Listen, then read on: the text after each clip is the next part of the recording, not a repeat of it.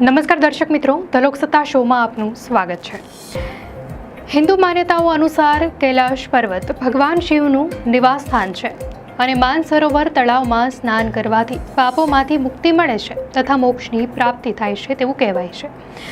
આ સ્થળ અષ્ટપદ તરીકે પણ ઓળખાય છે કે જ્યાં જૈન ધર્મના પ્રથમ તીર્થકર ભગવાન ઋષભનાથે મોક્ષ મેળવ્યો હોવાનું મનાય છે। આનો ઉલ્લેખ ઘણા પવિત્ર હિન્દુ ગ્રંથોમાં છે। તેમાં સરોવરની પરિક્રમાને ઘણી મહત્વની માનવામાં આવે છે। સમુદ્રની સપાટીથી 6638 મીટરની ઊંચાઈ આવેલા કૈલાશ પર્વત અને માનસરોવર સરોવરનું બૌદ્ધ અને જૈન ધર્મમાં પણ વિશેષ મહત્વ રહેલું છે। બૌદ્ધ ધર્મમાં પણ કૈલાશ પર્વતને બુદ્ધ ચક્ર સંવરનું નિવાસ સ્થાન માનવામાં આવે છે। આ ધાર્મિક મહત્વને કારણે દર વર્ષે હજારો શ્રદ્ધાળુઓ આ કઠિન યાત્રા કરવાનું સ્વપ્ન સેવે છે। ત્યારે 5 વર્ષના ગાળા બાદ કૈલાશ માનસરોવર યાત્રા ફરી શરૂ કરવામાં આવી છે। કોવિડ-19 મહામારી અને ત્યારબાદ ભારત ચીન સરહદ પરના તણાવને કારણે 2020થી આ યાત્રા સ્થગિત કરાઈ હતી। આ વર્ષે જૂનથી ઓગસ્ટ 2025 દરમિયાન યોજાનારી આ યાત્રા બંને દેશો વચ્ચેના રાજદ્વારી સંબંધોમાં સુધારાનો પણ સંકેત આપે છે। આ યાત્રા માટે યાત્રાળુઓએ ઓનલાઈન અરજી કરવાની હતી।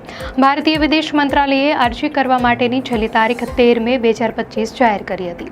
મહત્વનું છે કે પહેલી યાત્રા લિપુલેખના રસ્તે 30 જૂને નવી દિલ્હીથી શરૂ થઈ। અંદાજે દર વર્ષે લગભગ 900 ભારતીય યાત્રાળુઓ કૈલાશ માનસરોવરની યાત્રા કરે છે।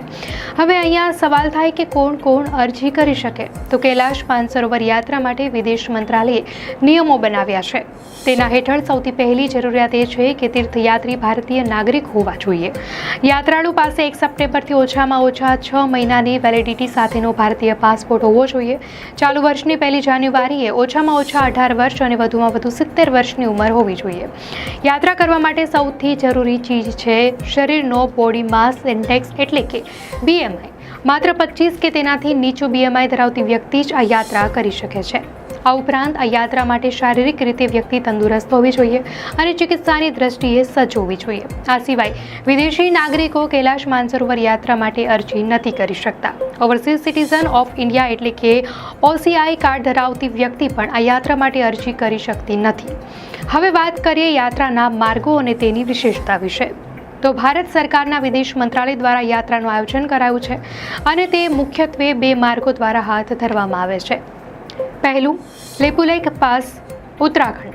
આ માર્ગ પ્રમાણમાં લાંબો છે પરંતુ હવે મોટાભાગનો રસ્તો મોટરેબલ બની ગયો છે, જેના કારણે ટ્રેકિંગનું પ્રમાણ ઘટી ગયું છે। આ માર્ગ યાત્રીઓ માટે ઓછો ખર્ચાળ પણ સાબિત થાય છે। આ માર્ગ દ્વારા 50 યાત્રીઓના 5 બેચને યાત્રા માટે મોકલવામાં આવશે। બીજો માર્ગ છે નાથુલા પાસ, સિક્કિમ। તો આ માર્ગ વધુ આરામદાયક માનવામાં આવે છે કારણ કે તે મોટાભાગે રોડ દ્વારા સુલભ છે અને ઓછો શારીરિક શ્રમ પણ માંગે છે। આ માર્ગ દ્વારા 50 યાત્રીઓના 10 બેચને યાત્રા માટે મોકલવામાં આવશે। બંને માર્ગો પર યાત્રીઓની સુવિધા અને સલામતી સુનિશ્ચિત કરવા માટે ભારત સરકાર દ્વારા જરૂરી વ્યવસ્થા ગોઠવવામાં આવી છે। હવે યાત્રામાં ભાગ લેવા માટે અરજી દરમિયાન કઈ બાબતોનું ખાસ ધ્યાન રાખવું તે વિશે જાણી લઈએ। તો કૈલાશ માનસરોવર યાત્રા માટે કમ્પ્યુટરથી ડ્રો કાઢવામાં આવે છે, તેથી અરજી આખી ભરવામાં આવે તે જરૂરી છે। અરજીમાં અપૂરતી વિગતો હશે તો તેને સ્વીકારવામાં નહીં આવે। અરજી વખતે તમારી પાસે 1 સપ્ટેમ્બરથી ઓછામાં ઓછા 6 મહિનાનો પાસપોર્ટ હોવો જરૂરી છે। તેના પ્રથમ અને છેલ્લા પાનાની કોપી જોડવાની રહેશે। આ ઉપરાંત તે વ્યક્તિ માટે અરજી કરવી હોય તેનો ફોટો JPG ફોર્મેટમાં હોવો જોઈએ। એક એકાઉન્ટમાંથી માત્ર 2 અરજી ભરી શકાશે। ત્યારબાદ પાસપોર્ટ પરની માહિતી પ્રમાણે ઓનલાઈન અરજી કરવાની રહેશે। નામ, સરનામું કે બીજી કોઈ માહિતીમાં ગડબડ હશે તો યાત્રાએ જવા નહીં મળે। હવે જાણીએ કે યાત્રા માટે પસંદગી કેવી રીતે થાય છે। તો યાત્રા માટે સફળ ઓનલાઈન અરજી પછી વિદેશ મંત્રાલય ડ્રો દ્વારા યાત્રાળુઓની પસંદગી કરી શકે છે। ડ્રો થવાની સાથે જ યાત્રાળુને તેના રૂટ અને બેચની ફાળવણી કરી દેવાય છે। વિદેશ મંત્રાલય ડ્રો બાદ દરેક અરજકર્તાને તેના રજિસ્ટર્ડ ઈમેલ અને મોબાઈલ નંબર પર જાણ કરે છે। આ ઉપરાંત તમે હેલ્પલાઇન નંબર 011-230-88-133 પરથી પણ જાણકારી મેળવી શકો છો।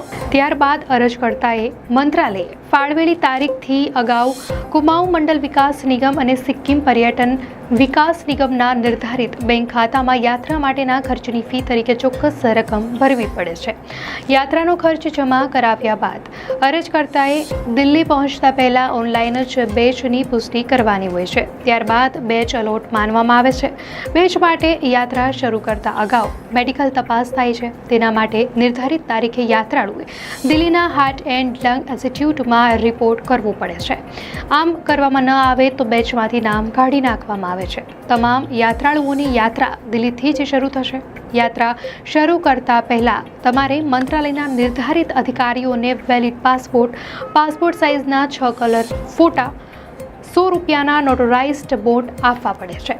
આ સિવાય ઇમરજન્સી સ્થિતિમાં હેલિકોપ્ટરથી લઈ જવા માટે એફિડેવિટ અને ચાઇનીઝ પ્રદેશમાં મૃત્યુ થાય તો મૃતદેહનો ત્યાં જ અંતિમ સંસ્કાર કરવા માટે પણ સંમતિપત્ર આપવું પડે છે.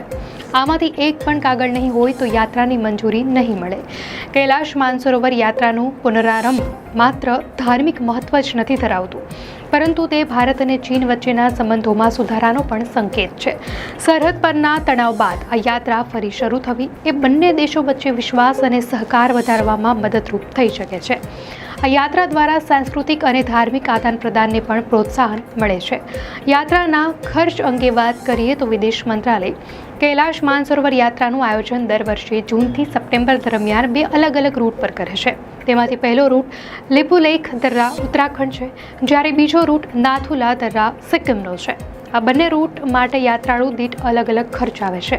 યાત્રાની વેબસાઇટ પ્રમાણે લિપુલેખથી યાત્રા કરવા માટે લગભગ ₹1.74 લાખ જેટલો ખર્ચ થાય છે. આ રૂટની 5 બેચ મોકલાય છે અને યાત્રા પૂરી થવામાં લગભગ 22 દિવસ લાગે છે. નાથુલા માર્ગ કોઈ વ્યક્તિને યાત્રા કરે તો તેનો ખર્ચ વધીને લગભગ ₹2.83 લાખ સુધી આવે છે. આ રૂટ પર 10 બેચ છે અને 21 દિવસમાં યાત્રા પૂરી થાય છે. દર્શક મિત્રો, આ યાત્રા શ્રદ્ધાળુઓ માટે એક અદ્ભુત તક છે, જે તેમને આ આધ્યાત્મિક અને ભવ્ય સ્થળની મુલાકાત લઈ ધાર્મિક શાંતિ અને સંતોષ પ્રાપ્ત કરવા સક્ષમ બનાવે છે. જો તમે પણ આ યાત્રા પર જવાનું વિચારી રહ્યા છો તો તમે વિદેશ મંત્રાલયની વેબસાઇટ પર વધુ માહિતી મેળવી શકો છો. દર્શક મિત્રો, જો આ વિડીયો તમારા મિત્રો અને પરિવારજનો માટે ઉપયોગી હોય તો વધારેમાં વધારે શેર કરો અને જો તમને આ માહિતી સારી લાગી હોય તો વિડીયોને લાઇક અને શેર કરવાનું ના ભૂલતા.